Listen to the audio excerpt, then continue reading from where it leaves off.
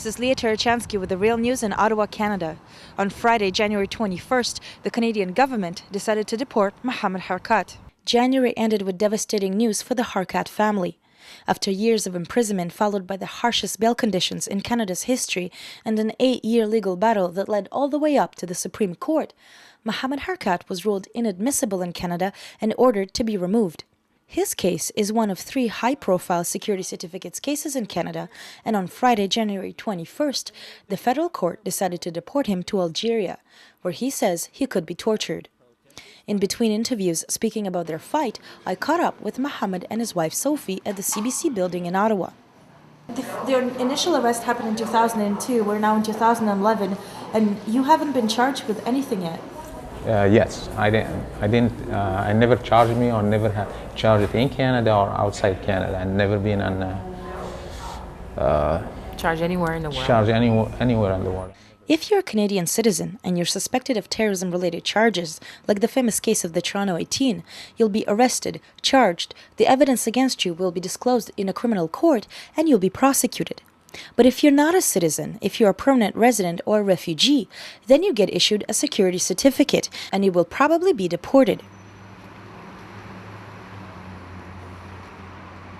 Security certificates are a controversial immigration tool because when they're issued, the person can be imprisoned indefinitely without charge. The evidence against them is kept secret, and if they're a refugee rather than a permanent resident, there's a greater risk they'll be deported. When Harkat was finally released in 2006 after 4 years of imprisonment, including in the special wing of the Millhaven Penitentiary known as Guantanamo North, he was placed under the toughest bail conditions in Canada's history. The phone is stopped. The mail is intercepted. Yeah, the mail intercepted. There is a camera in the house. We can't go without CBSA approval for 4 hours outing. CBSA follow us for the outing. We were only allowed 3 outings a week for 4 hours. And every outing we had 2 to 6 CBS officers with bulletproof vests and weapons following us around.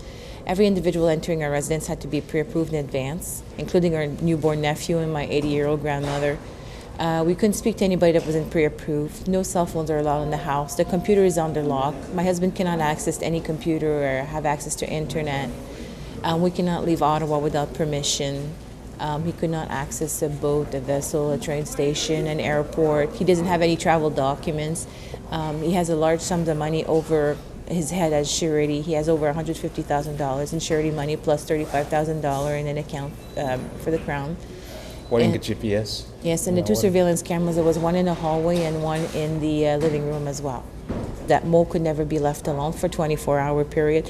He would have to be watched inside or outside the residence. So we had a curfew on the property, and when he went to the backyard, he had to be supervised by one of the 3 court surety appointed by the court. When he was inside the residence, he had to be also supervised. For example, when he went to a public washroom, he couldn't go by himself because he could never be left alone, or a change room or a doctor's appointment. He could never be left alone, so one of us always had to accompany him, even including a public washroom. But if I understand correctly, you haven't actually seen any of the evidence? No, all we've been given is a report of allegation, which says we believe that in the past, present, or future, he may be involved in acts of terrorism. We haven't given any evidence whatsoever. The certificates were previously used against Nazi sympathizers and alleged spies. But since 9/11, they've been used against Muslim or Arab men alleged to have links to terrorist groups. In 2007, after years of legal struggle, the Harkat case, along with other security certificates cases, took the legality of the system to the Supreme Court. The Supreme Court unanimously voted 9-0 that the security certificate system was unconstitutional. The decision had little effect on any of the ongoing cases, but led to the law being amended. Now the accused person's lawyer reviews a selective summary of the evidence against their client. The court didn't really outline exactly what they said was constitutionally required. They just said that what pre-existed this system was not constitutional. So, the special advocates have been in place and more information has been provided to the named person as a result of that decision.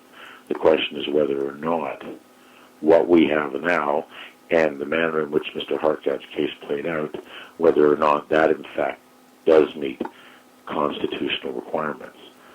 our position, with the greatest respect, is that it still doesn't. The court in Mr. Harkat's case did, to some extent, summarize materials in CSIS's files and make them available.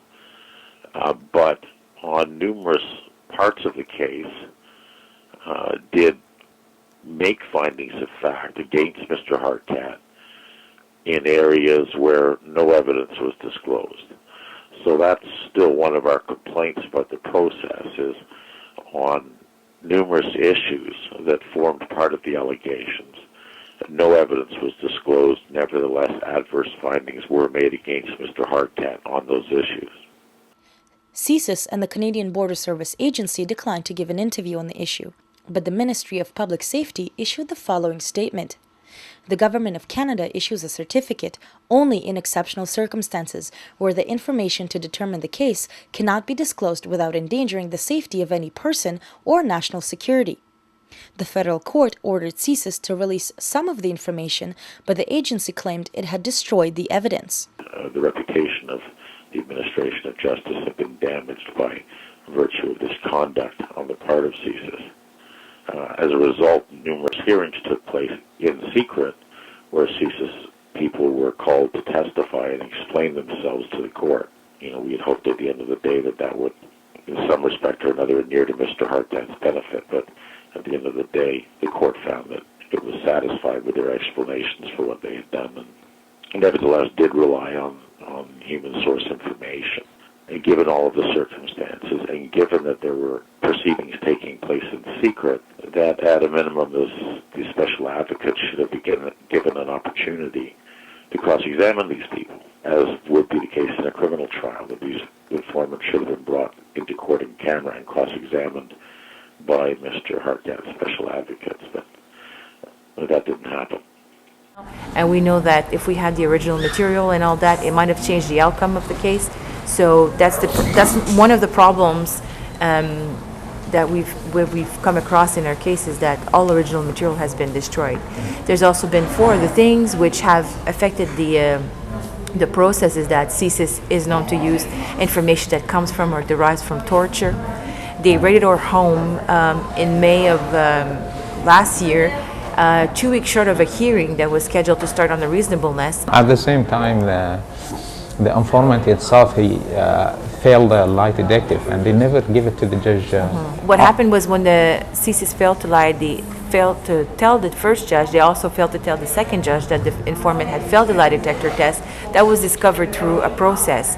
And the last thing they did was CSIS and CBSA listened to solicitor-client calls, which of course are prohibited until they were caught by the federal court. CSIS alleged that Mohamed Harkat may have worked with an al-Qaeda operative named Ibn Khattab in Pakistan and may have traveled to Afghanistan for terrorist-related activities, something Harkat denies. In another security certificates case, federal judge Richard Mosley ruled that Ibn Khattab, who was linked to Chechen rebels, may have received funds from bin Laden, but had not been quoted as calling for jihad between Islam and the West. His struggle was against Russia and its occupation of Muslim lands. Ibn Khattab was assassinated in 2002 in a killing widely attributed to the Russian spy agency FSB. The federal judge in the Harkat case, Simon Noel, contradicted this ruling. He did not reveal any link between Harkat and Ibn Khattab nor any other suspect, but in declassified footnotes noted that there is a lot of information on Khattab and his link to Osama bin Laden. So was Mohamed Harkat or the other cases linked to potential terrorist operatives, or was he wrongly accused and thrown into a deportation system with little transparency or accountability? Because neither Canada's intelligence or border security agencies nor the Ministry of Public Safety agreed to an interview, the Real News couldn't pose these questions to them. And with the original evidence undisclosed or allegedly destroyed by CSIS itself, it's currently impossible to determine. But the way this process is going now, it's very likely Harkat will be deported to Algeria, where expert witnesses claim he may be tortured, imprisoned, or killed. Our position is that if in fact they're going to take place outside of the criminal law, that all of the Section 7 rights that are part and parcel of a fair trial need to be incorporated into the immigration process. Okay, is there any way to appeal the judge's decision that the certificate is reasonable? Well, we are in the midst now of launching an appeal. The appeal is not so much centered on the reasonableness conclusion, but it is centered on the constitutionality or fairness of the proceeding.